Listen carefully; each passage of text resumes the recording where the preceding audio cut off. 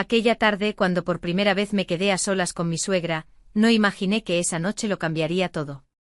Solo quería resguardarme de la tormenta. Mi camioneta se había apagado en medio de la nada, el celular estaba muerto y su quinta era la única luz en kilómetros a la redonda. Elena no abrió la puerta de inmediato, como si dudara en dejarme entrar. Y esa breve vacilación, por alguna razón, se me clavó en la mente. Como si entre nosotros ya existiera algo no dicho, aunque formalmente yo era solo el esposo de su hija, ese yerno del que se suele hablar con una ligera ironía. Pero cuando entré empapado, furioso conmigo mismo y con la lluvia, ella no me miró como a un familiar, sino como a un hombre. Y capté esa mirada al instante. Aunque después me convenciera a mí mismo de que todo había sido producto de mi imaginación. Me quité la chamarra, el agua goteaba en el piso de terracota y Elena, en silencio, me extendió una toalla. Nuestros dedos se rozaron por una fracción de segundo, pero fue suficiente para que el aire en el recibidor se volviera denso, pesado, como si se pudiera cortar con un cuchillo. De repente recordé de antes de la boda, como ella siempre me había parecido demasiado hermosa para su edad, demasiado viva, demasiado real. No como mi esposa, Laura, que siempre vivía pegada al teléfono y a sus planes para el futuro. Y ese pensamiento me golpeó como una bofetada.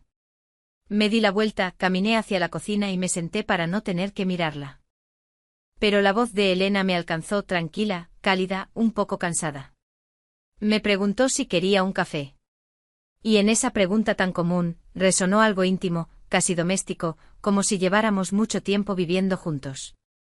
Asentí sin levantar la vista, pero por el rabillo del ojo la veía moverse con seguridad, sin prisa, con un sencillo vestido de casa que acentuaba su figura de una manera que me hizo sentir incómodo por mis propios pensamientos. La lluvia afuera arreciaba, y cada gota que golpeaba el techo parecía contar los segundos hasta el momento en que o me levantaría y me iría, o me quedaría y cruzaría una línea invisible. Elena puso una taza frente a mí. Finalmente levanté la vista y nuestras miradas se encontraron. Y en ese instante supe que ella lo sabía todo, que desde hacía tiempo sentía la misma tensión que yo, pero que guardaba silencio porque así tenía que ser, porque el mundo no perdona historias como estas. Pero los ojos no saben mentir, especialmente cuando hay una tormenta afuera y no hay camino de regreso. Tomé un sorbo, me quemé, solté una maldición. Ella rió suavemente y su risa fue tan viva, tan genuina, que le devolví la sonrisa por primera vez en mucho tiempo. Y entre nosotros surgió algo simple y peligroso a la vez. La conversación fluyó por sí sola. Primero sobre la carretera, la lluvia, luego sobre la casa, sobre cómo se había quedado sola después de su divorcio, cómo su hija llamaba cada vez menos, cómo el silencio de las noches pesaba más que la soledad. La escuchaba y sentía como mis defensas se derretían. De pronto me di cuenta de que quería tocar su mano, no por accidente sino de forma consciente.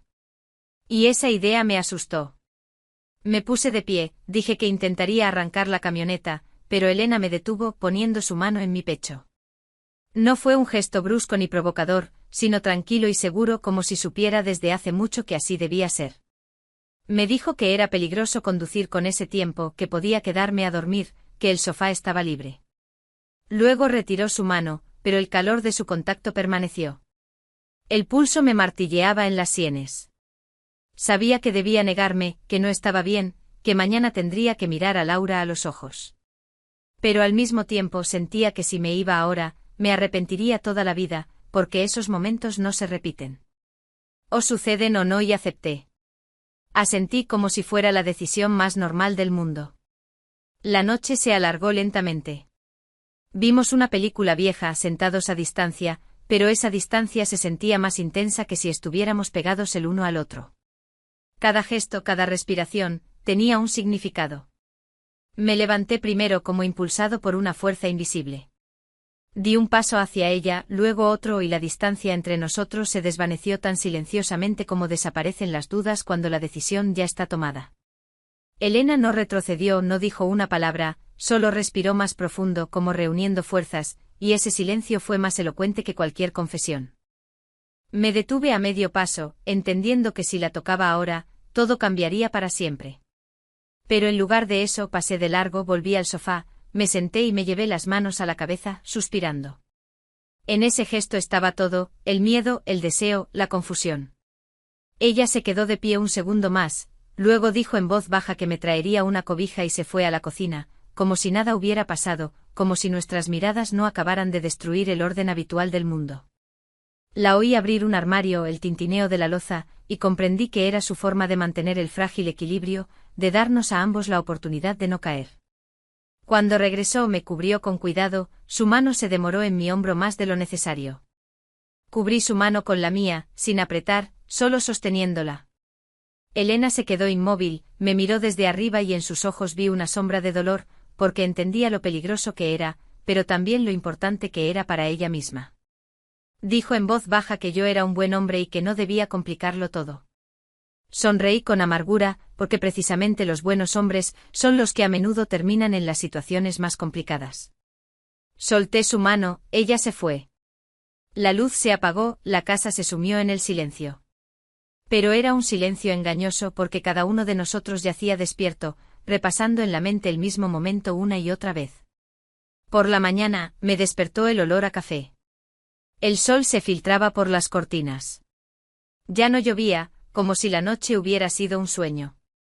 Me senté, me froté la cara y por un segundo pensé que todo lo había imaginado. Pero cuando salí a la cocina y vi a Elena bajo la luz de la mañana, con una simple camiseta, sin maquillaje, tranquila y serena, supe que todo había sido real. Nos saludamos como de costumbre, de manera casi exageradamente normal, como si ambos hubiéramos acordado fingir.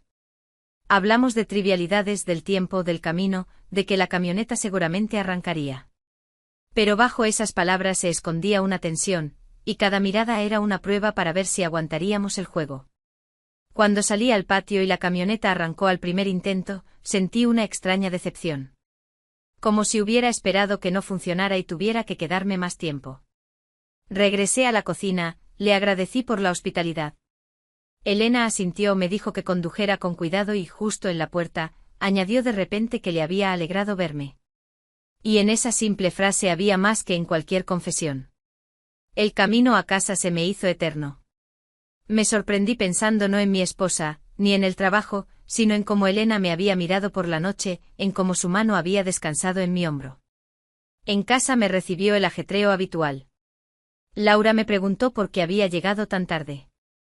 Le mentí sobre la avería, y la mentira me salió con una facilidad que me asustó más que nada.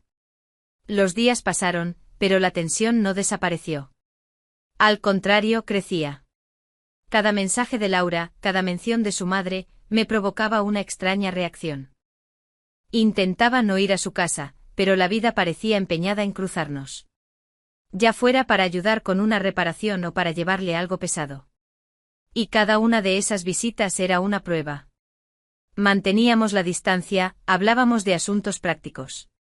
Pero bastaba con que nos quedáramos solos un minuto para que entre nosotros resurgiera ese silencio cargado de significado.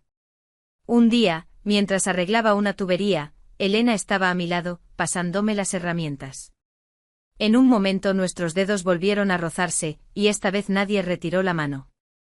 Ella dijo en voz baja que no quería destruir mi familia, que ya tenía suficientes errores en su vida.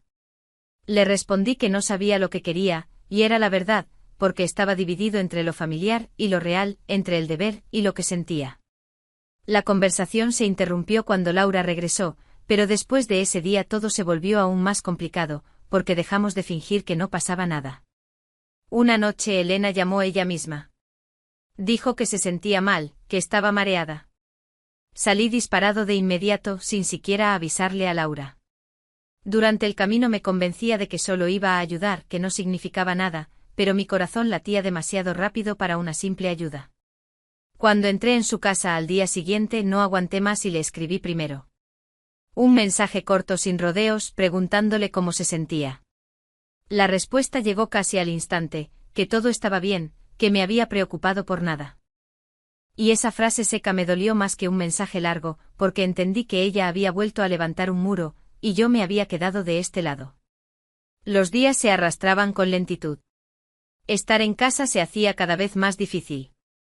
Laura se irritaba con más frecuencia, me reprochaba mi frialdad, y yo me descubría comparándola mentalmente con Elena, y la comparación nunca favorecía a mi esposa.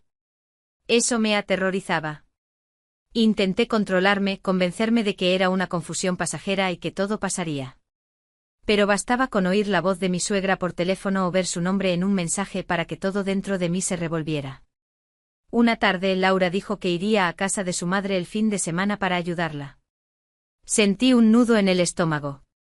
Comprendí que no podría evitar ir con ella y al mismo tiempo, lo temía más que a nada. El viaje fue tenso. Laura parloteaba sobre nimiedades y yo apenas la escuchaba. La casa nos recibió con su silencio habitual. Elena parecía serena, incluso fría. Abrazó a su hija, me saludó con un gesto de cabeza. Y ese gesto fue más doloroso que cualquier reproche.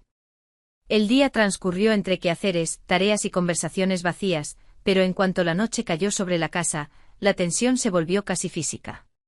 Laura se fue a dormir temprano, alegando cansancio, y yo me quedé en la cocina con mi suegra. Estuvimos en silencio, fingiendo que cada uno estaba ocupado en lo suyo.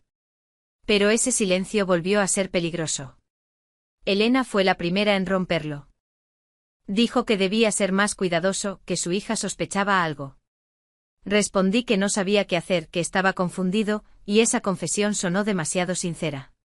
Me miró fijamente durante un largo rato, y luego dijo que si no estaba dispuesto a destruir mi familia, era mejor que nos mantuviéramos alejados. Y en sus palabras había más dolor que severidad. Quise replicar algo pero no encontré las palabras, porque entendía que tenía razón, pero mi corazón se negaba a aceptarlo. Pasé la noche en vela. La oía caminar por la casa, detenerse junto a la ventana, y sabía que ella tampoco dormía. Por la mañana, todo parecía casi normal. Pero era una calma engañosa porque en realidad, cada uno de nosotros vivía esperando lo inevitable. Todo cambió una semana después. Laura de repente me dijo que quería el divorcio. No por alguien en concreto, sino porque estaba cansada, porque sentía que llevábamos mucho tiempo viviendo como compañeros de piso. Me quedé atónito. No esperaba que todo sucediera tan rápido, tan bruscamente. Y mi primer pensamiento no fue de pánico, sino un extraño alivio, que inmediatamente fue reemplazado por un sentimiento de culpa. Se lo conté a Elena, y en su voz no escuché alegría, sino preocupación. Dijo que ahora todo sería aún más difícil, porque su hija buscaría razones, haría preguntas, y la verdad saldría a la luz si no éramos cuidadosos. Yo lo entendía, pero dentro de mí crecía la sensación de que el destino mismo nos estaba empujando el uno hacia el otro, como si nos pusiera a prueba para ver si teníamos el coraje suficiente. Intentamos no vernos, pero se volvió casi imposible. El divorcio fue difícil. Laura iba a menudo a casa de su madre, lloraba, se quejaba, buscaba apoyo. Y cada vez yo me sentía como un traidor, sentado al margen, fingiendo no tener nada que ver. Una tarde después de que Laura se fuera dando un portazo, Elena no aguantó más. Dijo que no podíamos seguir así, que no podía mirar a su hija a los ojos y sentir lo que sentía. Le respondí que yo tampoco podía seguir viviendo en ese limbo. Hablamos durante mucho tiempo con franqueza, sin acusaciones, admitiendo nuestros miedos, nuestra debilidad. Pasaron 2 meses. Me había quedado solo. El divorcio estaba casi finalizado, el apartamento se sentía vacío, y solo el silencio me recordaba lo rápido que se puede desmoronar una vida normal. Intenté no pensar en Elena, no escribirle, me convencí de que la pausa había sido lo correcto, pero cada noche volvía a aquella noche de tormenta. Un día, ella misma llamó. Dijo que necesitábamos hablar. Nos vimos en su casa, nos sentamos en la cocina, uno frente al otro, y ya no había tensión entre nosotros, solo honestidad. Me dijo que su hija se había mudado a otra ciudad, que ya no quería reprimir sus sentimientos ni vivir para las expectativas de los demás. Le confesé que con ella, por primera vez en mucho tiempo, me había sentido vivo, sin roles ni excusas. Tomé su mano de forma consciente, sin miedo, y ella no la apartó. Esa noche estuvimos juntos con calma y sin prisas, como personas que han recorrido un largo camino para llegar a esa decisión. Por la mañana no hubo culpa ni dudas. Solo la certeza de que no había vuelta atrás. Después vinieron los juicios, los murmullos, la frialdad de los demás, de su hija. Se necesitó tiempo para aceptarlo todo. Nuestra relación no fue un cuento de hadas. Discutíamos y nos reconciliábamos, pero entre nosotros no había mentiras. A menudo pensaba que podría haberme ido aquella noche y conservar una vida aparentemente correcta, pero vacía por dentro. Ahora, a pesar del precio, sabía que no había elegido lo incorrecto sino lo auténtico. Porque a veces el amor llega a destiempo y no a quien debería. Pero si es de verdad, es imposible escapar de él.